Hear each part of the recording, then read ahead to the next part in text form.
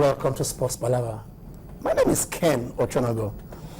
I want to take a look today at our league, our football, and ask if we're moving forward, we've been static, or probably it is one step forward, 3 or 4 steps backwards.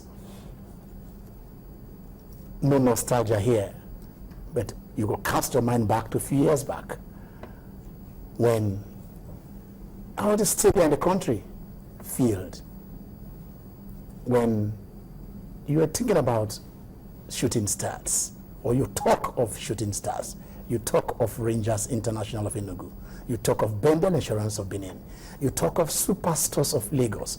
Even in Lagos alone, you talk of ACB, you talk of National Bank, you talk of Mandela's Lions, you talk of Leventis United Ido Tigers, you talk of Navy the Sea Lions, you talk of Nigerian Airways, you go, even the National Supply, they have football clubs.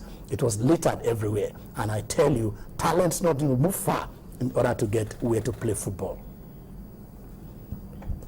Forward back to the present, the league has just ended.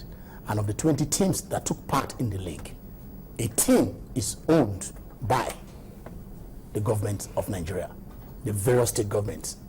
Only 2 of them. Nembe City, owned by Chief Victor Barabote Ramsey, and Giwa FC, owned by Chief Giwa, Chris Giwa, who we could say these are the 2 teams that are privately owned. Now,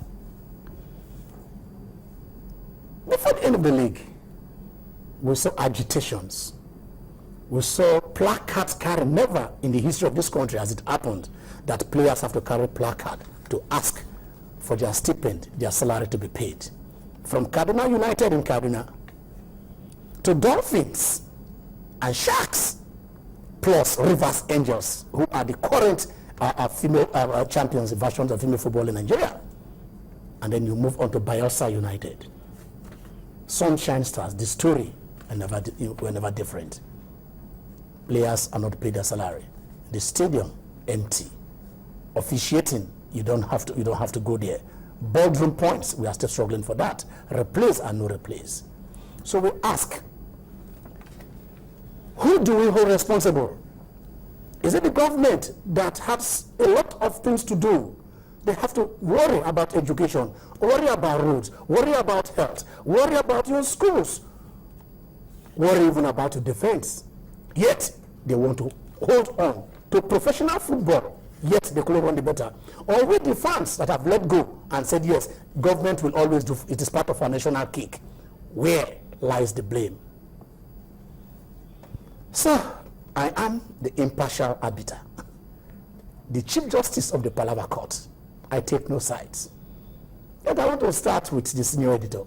He's back again on the set today. Osareti Emoze. Osas, how are you? I'm okay. Thank you very much. So, where lies the blame?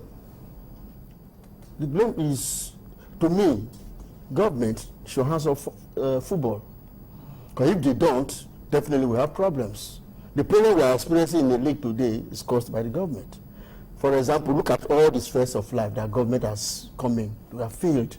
Nigerian Airways is no more. Look at train, railway line, it's no more. Even we don't even have ships.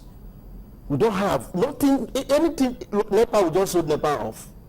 Tell me, if they decide to now take over football or sports generally, definitely it's bound to fail. Politics. It's bound to fail in the sense that right people are not put in right places because of politics. People, professionals that knows about football, red football administration, are not put in right places. Square peg is in round holes. That's why we are failing. The moment we start doing things right by leaving professionals, those that really knows about football, to run football in this country, things will continue to go wrong. How can you have a senior editor? He said, sometimes we said, when you touch, anything you touch turns to gold. But then he said, when the government touches it, well, the result is as good as you can see. Of course, Wale is back. Wale Bekoya. Hello, Wale. Yeah, I'm fine, thank you, Ken. You had him. Yeah, I had him well. The last time I was there, I told the young man that Madrid was going to take. Yes. And you know what? It came to pass. You are not the oracle, but let's want it to continue today. So today, I don't have any doubt. Yes. I heard them clearly, but something must be established. Indeed, government has no business in business. That is a fact. But the question is, would you just fold our arms and watch things go bad? Where do we keep the people? I tell you, Ken, look at a country like Argentina. Is more or less a law that all the clubs there, they are owned by the fans. It means people have decided to take initiative. They have decided to take the bull by the horn and make things happen. You know, in life, it's so easy, it's comfortable for people to sit and begin to talk.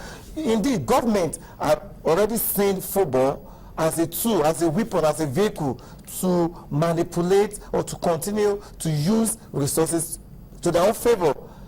The onus now lie on you and I, as far as the people, the original owners of this game, to take charge and make sure things move forward as they should be.